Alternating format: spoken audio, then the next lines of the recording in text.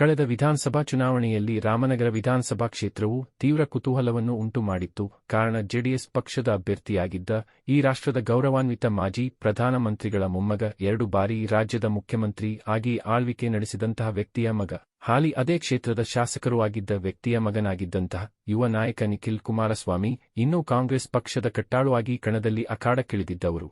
ರಾಮನಗರ ಜಿಲ್ಲಾ ಪಂಚಾಯತ್ ಅಧ್ಯಕ್ಷರಾಗಿ ಜಿಲ್ಲೆಯ ಜನರ ಮನೆ ಮಾತಾಗಿದ್ದಂತಹ ಅಪ್ರತಿಮ ಜನಸೇವಕ ಎಂದೇ ಖ್ಯಾತಿಗಳಿದ್ದ ಜಾತ್ಯತೀತ ನಾಯಕ ಎಂದೇ ಕರೆಯಲ್ಪಡುವ ಹಾಗೂ 2018ರ ಚುನಾವಣೆಯಲ್ಲಿ ಎಚ್.ಡಿ. ಕುಮಾರಸ್ವಾಮಿ ಅವರ ವಿರುದ್ಧ ಪರಾಭವಗೊಂಡಿದ್ದಂತಹ ವ್ಯಕ್ತಿ ಶ್ರೀಯುತ ಇಕ್ಬಾಲ್ ಹುಸೇನ್ ರವರು ಇಬ್ಬರ ಜಟಾಪಟಿಯಲ್ಲಿ ನಿಖಿಲ್ ಗೆಲುವು ಬಹುತೇಕ ನಿಶ್ಚಿತ ಎಂದು ಹಲವಾರು ಸಮೀಕ್ಷೆಗಳು ಬಿಂಬಿಸಿದ್ದವು. ಆದರೆ ಫಲಿತಾಂಶದ ದಿನ ಅಚ್ಚರಿ ಎಂಬಂತೆ ಡಿಕೆ ಸಹೋದರರ ಪರಮಾಪ್ತ ಇಕ್ಬಾಲ್ ಹುಸೇನ್ ಭರ್ಜರಿ ಜಯಬೇರಿ ಗಳಿಸಿದ್ದರು. ಇವರ ಗೆಲುವನ್ನು ಅರಗಿಸಿಕೊಳ್ಳಲಾಗದ ಸೋತ ಅಭ್ಯರ್ಥಿಯ ಹಲವಾರು ಹಿಂಬಾಲಕರು ಚುನಾವಣಾ ಹಿಂದಿನ ದಿನರಾತ್ರಿ ಕಾಂಗ್ರೆಸ್ನ ಮುಖಂಡರುಗಳು ಗಿಫ್ಟ್ ಕೂಪನ್ಗಳನ್ನು ಮನೆ ಮನೆಗೂ ಹಂಚಿ ಜನರನ್ನು ಯಾಮಾರಿಸಿ ಮತ ಪಡೆದಿದ್ದಾರೆ ಎಂದು ಆರೋಪಗಳ ಸುರಿಮಳೆಗೈದರು.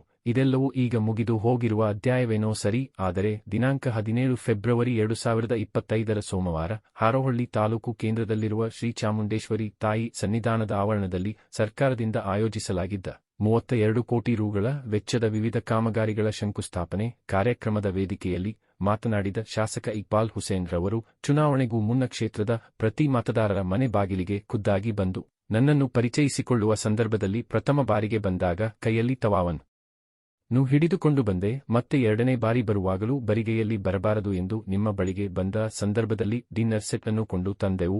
3ನೇ ಬಾರಿ ಬಂದಾಗ ಪ್ರತಿ ಮನೆಗೂ ಕುಕ್ಕರ್ ನೀಡಿದೆವು. ಆನಂತರವೇ ಕುಕ್ಕರ್ನ ಸೀಟಿ ಬಾರಿಸಿದ್ದು ನೀವೆಲ್ಲರೂ ನನ್ನನ್ನು ಆಶೀರ್ವದಿಸಿದ್ದು ಎಂದು ಹೇಳುವ ಮೂಲಕ ತಮ್ಮ ಗೆಲುವಿನ ಹಿಂದಿನ ಸೀಕ್ರೆಟ್ ಅನ್ನು ರಿವೀಲ್ ಮಾಡಿದ್ರ ಅಥವಾ ಜನತೆಗೆ ಸತ್ಯವನ್ನು ತಿಳಿಸಿದ್ರ. ಹಾಗೆಯೇ ರಾಜ್ಯದಲ್ಲಿ ಅಧಿಕಾರದ ಗದ್ದುಗೆ ಏರಿರುವಂತಹ ಕಾಂಗ್ರೆಸ್ ಪಕ್ಷ ಮತ್ತು ಪಕ್ಷದ ಅಧ್ಯಕ್ಷರಾದ ಡಿಕೆ ಶಿವಕುಮಾರ್ ಅವರು ಹಾಗೂ ಮುಖ್ಯಮಂತ್ರಿಯಾಗಿ ಆಳ್ವಿಕೆ ನಡೆಸುತ್ತಿರುವ ಶ್ರೀ ಸಿದ್ದರಾಮಯ್ಯನವರು ಸೇರಿ ರಾಜ್ಯಾದ್ಯಂತ ಸ್ಪರ್ಧಿಸಿದ್ದ ಪಕ್ಷದ ಅಭ್ಯರ್ಥಿಗಳ ಗೆಲುವಿಗೆ ರಾಮನಗರದ ಶಾಸಕರು ಸ್ವತಃ ಸರ್ಕಾರಿ ಕಾರ್ಯಕ್ರಮ ಒಂದರಲ್ಲಿ ನೀಡಿರುವ ಹೇಳಿಕೆಯ ಸೂತ್ರವನ್ನೇ ಅಳವಡಿಸಿಕೊಂಡಿದ್ರ ಎಂಬ ಅನುಮಾನವೂ ಈಗ ಹೊಸ ಚರ್ಚೆಗೆ ಗ್ರಾಸವಾಗಿದೆ. ಹಾಗೆ ಈ ಒಂದು ಕಾರ್ಯಕ್ರಮದಲ್ಲಿ ವಿಧಾನ ಪರಿಷತ್ ಸದಸ್ಯರಾದ ಎಸ್. ರವಿರವರು ಭಾಗವಹಿಸಿ ಮಾತನಾಡಿದರು.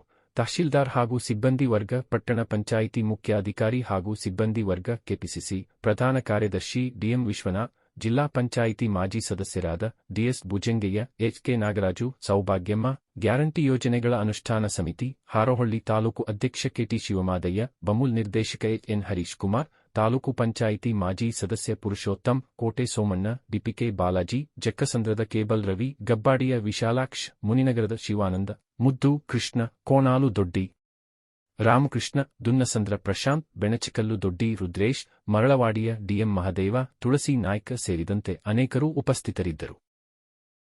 ನಿಮ್ಗೆಲ್ಲ ಗೊತ್ತಿದೆ, ಚುನಾವಣೆ ಸಂದರ್ಭದಲ್ಲಿ ನಾನು ನಿಮ್ಮ ಮನೆ ಬಾಗಿಲು ಬಂದಿದ್ದೆ.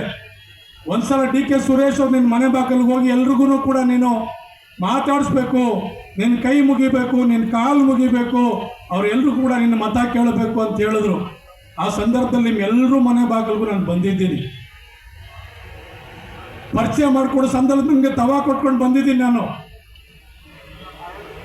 ನಾನು ಇಕ್ಬಾಲ್ ಹುಸೇನ್, ನನಗೆ ನೀವೇನಾದರೂ ಮಾಡಿ ಮನೆ ಮಗನಾಗಿ ನೀವು ನನಗೊಂದು ಅವಕಾಶ ಮಾಡಿಕೊಡ್ಬೇಕಂತ ಹೇಳಿ ಒಂದು ಸಲ ಒಂದು ರೌಂಡ್ ಎಲ್ಲರ ಮನೆಗೂ ನಾನು ಒಂದು ಮನೆನೂ ಬಿಡದೆ ಬಂದೆ. ನಾನು ಸುರೇಶ್ ಅವ್ರಿಗೆ ಅದಕ್ಕೆ ಸಮಾಧಾನ ಆಗಲಿಲ್ಲ. ಡಿ.ಕೆ. ಸುರೇಶ್ ಸಾಹೇಬ್ರಿಗೆ ನೀನು ಇನ್ನೂ ಒಂದ್ಸಲ ಹೋಗ್ಬೇಕು ಅವರ ಮನೆ ಬಾಗಿಲಿಗೆ ಅಂತ ಹೇಳಿದ್ರು ನನಗೆ. ನಾನು ಇನ್ನೂ ಒಂದ್ಸಲ ನಿಮ್ಮ ಮನೆ ಬಾಗಿಲಿಗೆ ಬಂದೆ. ನಾನು ಆವಾಗ ಮತ್ತೆ ಏನು ಬರಿಕೆ ಹೋಗ್ಬಾರ್ದು ಅಂತ ಹೇಳಿ ನಿಮಗೆ ಡಿನ್ನರ್ ಸೆಟ್ ತಂದು ಕೊಟ್ಟಿವಿ. ನಾವೆಲ್ಲರೂ ಕೊಟ್ಟವನವ ಪ್ಲೇಟ್ ಕೊಟ್ಟಿದ್ದಾವೆ. ಇನ್ನೂ ಡಬ್ಬಕ್ಕೆಲ್ಲ ಓಪನ್ ಮಾಡಲೇ ಇಲ್ಲ. ಕೆಲವರು ಇನ್ನೂ ಹಂಗೆ ಮಡಗವ್ರೆ. ಮಕ್ಕಳು ಓಪನ್ ಮಾಡಿ ಅಂತಾರೆ, ಇವ್ರು ಯಾರು ಡಬ್ಬ ಓಪನ್ ಮಾಡಲ್ಲ ಅಲ್ವನವ. ಅದಕ್ಕೂ ಕೂಡ ನಮ್ಮ ಡಿ.ಕೆ. ಶಿವಕುಮಾರ್ ಸಾಹೇಬರಿಗೆ ಮತ್ತು ಸುರೇಶ್ ಅವ್ರಿಗಿಲ್ಲ, ಕಷ್ಟ ಇದೆ, ನೀನು ಇನ್ನೂ ಒಂದ್ಸಲ ಹೋಗ್ಬೇಕಂತ ಹೇಳಿದ್ರು.